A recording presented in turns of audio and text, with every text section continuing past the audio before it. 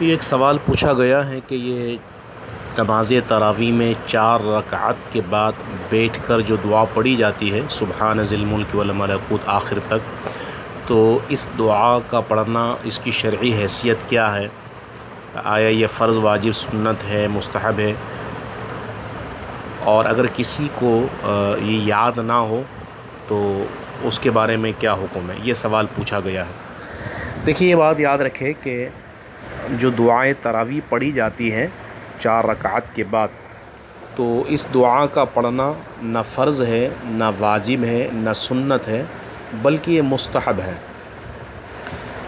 تو اب یہ جو دعا ہے سبحان ذی الملک والملکوت آخر تک، یہ جو دعا ہم 4 رکعت کے بعد پڑھتے ہیں ہر تراویح میں 4 رکعت کے بعد، تو کسی حدیث کی کتاب میں ایک جگہ یہ دعا منقول نہیں ہے، بلکہ اس کے بعض کلمات بعض جگہ موجود ہے، یعنی ایک جگہ جو ہے یہ لفظ ٹو لفظ ترتیب وار کسی ایک حدیث میں موجود نہیں ہے، تو اس کے بعض کلمات منقول ہے۔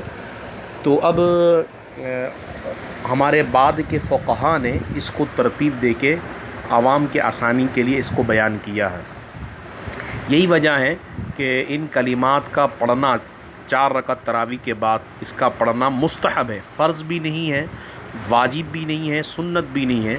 یعنی حضور علیہ الصلوۃ والسلام 4 رکعت تراویح کے بعد یہ پڑھتے ہو، یعنی حضور علیہ الصلوۃ والسلام نے تو 3 دن ہی جماعت کے ساتھ آپ نے تراویح کی نماز پڑھائی، اور اس کے بعد ظاہری وفات تک آپ اپنے گھر میں اکیلا تنہا وہ پڑھتے رہے، اور صحابہ کرام کو بھی یہی تلقین فرمائی۔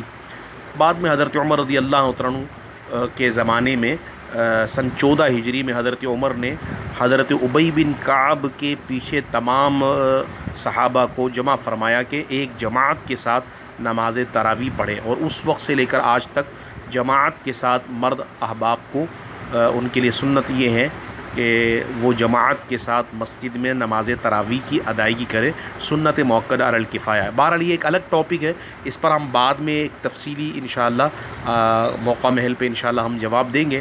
عرض یہ کر رہا تھا کہ یہ 4 رکعت تراویح پڑھنے کے بعد اس دعا کا پڑھنا نہ حضور سے ثابت ہے، نہ صحابہ سے ثابت ہے۔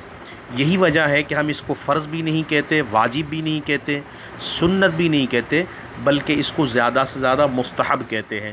تو سب سے پہلے علامہ قہستانی رحمۃ اللہ تعالی ایک فقیہ اسلام گزرے ہیں، انہوں نے اپنی کتاب کے اندر اس کو ذکر فرمایا ہے، اور انہی سے پھر علامہ شامی نے فتاوی شامی کے اندر ذکر فرمایا ہے۔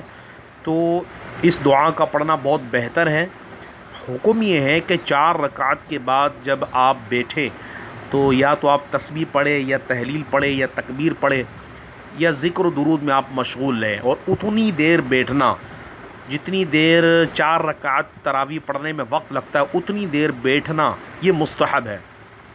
اب بیٹھنے میں چاہے تو اب یہ دعا پڑھ لیں جو سبحان ذی الملک والملکوت جو ہم پڑھتے ہیں، چاہے تو یاد ہے تو یہ آپ پڑھ لیں، اور اگر یہ نہیں پڑھ سکتے تو آپ چاہے سبحان اللہ والحمد للہ ولا الہ الا اللہ واللہ اکبر یہ دعا پڑھ لیں۔ یہ بھی یاد نہیں تو سبحان اللہ یہ پڑھتے رہے، یا الحمدللہ پڑھیں، یا اللہ اکبر پڑھیں، یا درود پاک پڑھیں، یا خاموش بھی رہے تب بھی کوئی مسئلہ نہیں ہے۔ تو یہ اس کا پڑھنا شرعاً فرض واجب نہیں ہے، زیادہ سے زیادہ مستحب ہے۔